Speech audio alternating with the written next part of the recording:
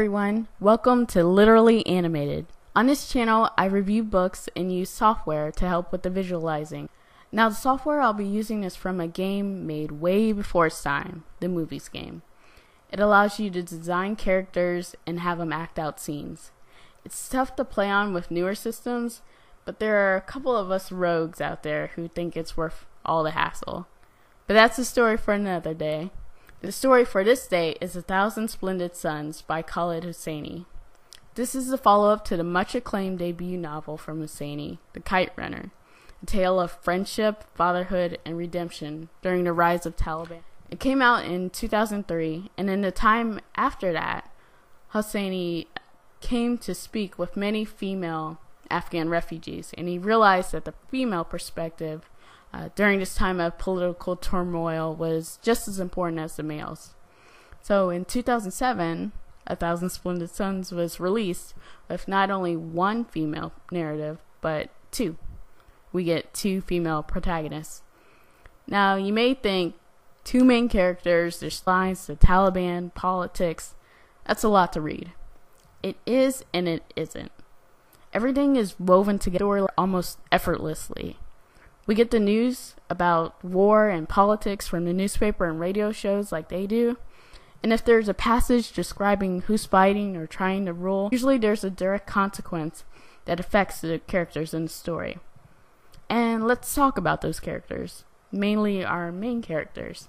There's Miriam, who for the first 14 years of her life, all she has is her hut, her mother, and her mother's harsh words about Miriam being a worthless bastard.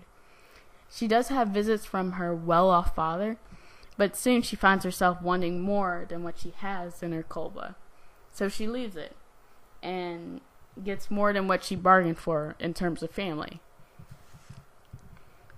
Now during this time there's fighting, people trying to rule and take over Afghanistan. King Daud Khan had taken the throne from his cousin Zahir in a coup, and now King Khan himself was overthrown in a coup, and that transformed Afghanistan from this kingdom to a Soviet-backed republic. And while this doesn't really affect Miriam and her family that much, it really affects the life of our second protagonist, Layla, who's seemingly in every way. She's born into a family with loving parents and loving siblings. She's beautiful and intelligent. She has all this, but because of the coup and the subsequent fighting, she finds herself in the same spot as Miriam. Like literally in the same house. And the relationship that evolves from that is one of true love.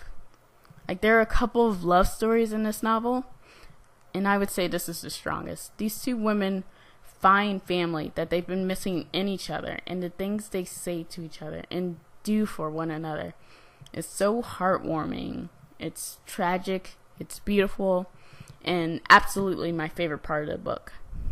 Another part that I like is that nobody is perfectly good or perfectly bad. There complexity to these characters that flesh them out well. Yes, there are good and bad people, but you know why they are the way they are. There's also the dual depiction of Islam as well. That's very well done. While it's used as a tool to justify war and enforcing laws, words from the Quran give solace to different characters in the story.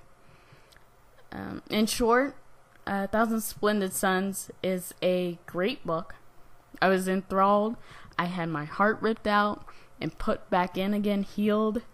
It makes me not only understand a part of the world like I didn't get before, but it makes me want to know more. And I will see you next time, guys.